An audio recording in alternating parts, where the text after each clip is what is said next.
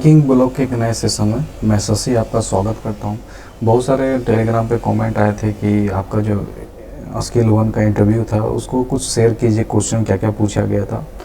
तो ये कोई क्लास के रिगार्डिंग नहीं है सेशन, ये इंटरव्यू के रिगार्डिंग है। तो कुछ जो क्वेश्चन मेरे से पूछा गया था उसके बारे में मैं थोड़ा सा आप लोग को बता देता हूँ, हो सके किसी को प्रॉफिट हो जाए। तो मेरा इंटरव्यू था 20 तारीख को लखनऊ, मॉर्निंग रिपोर्टिंग था। और जब मैं गेट पे एंट्री किया था तो सबसे पहले जो ग्रीटिंग्स होते हैं, ग्रीटिंग्स होने के बाद फिर इंट्रो मैंने दिया। फिर उन्होंने फादर बैकग्राउंड के बारे में पूछा तो मैंने फादर का बैकग्राउंड बताया।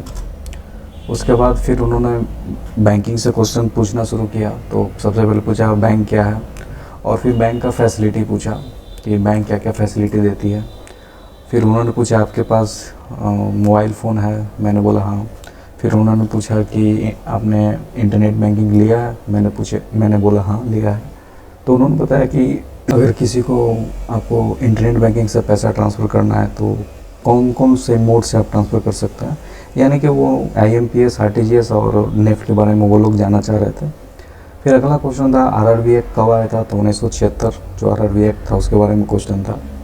फिर उन्होंने जो क्वालिफ़िकेशन था उससे क्वेश्चन शुरू किया था। मैंने BSc केमिस्ट्री ऑनर्स किया हुआ था। तो एक मैम थी, उन्होंने बफर के बारे में पूछा।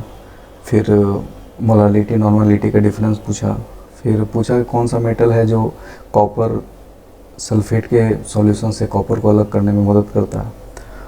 ये थे केमिस्ट्री के क्वेश्चन, जो कि ज़्यादातर मैं वहाँ पर लड़कों से भी बात किया था तो उन्होंने बोला था कि ऑनर्स पे लोग फोकस कर रहे हैं, ऑनर्स के क्वेश्चन पे वो लोग फोकस कर रहे हैं, किसी से नहीं भी पूछा जा रहा है।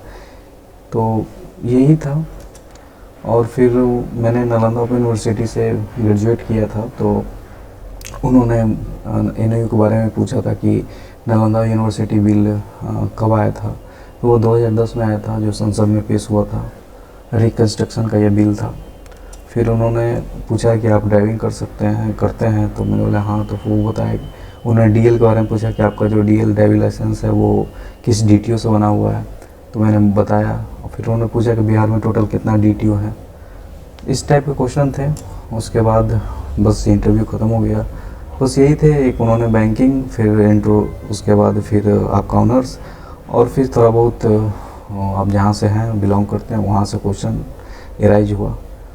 तो यही था मेरा इंटरव्यू का एक्सपीरियंस। ओवरऑल बहुत अच्छा एक्सपीरियंस था मेरा। और चैनल पे नए हैं तो चैनल को सब्सक्राइब कर लीजिए, घंटे की बेल आइकन को प्रेस कर लीजिए, और जिन्होंने सब्सक्राइब नहीं किया है प्लीज़ सब्सक्राइब कर लीजिए। फिर एक नए सेशन के साथ हाजिर होते हैं। और टेलीग्राम चैनल पे आप लोग ज्वाइन हो जाइए। रात में 10 बजे क्यूज होता है, जिसमें हम लोग इंश्योरेंस के MCQ तो करते हैं डेली।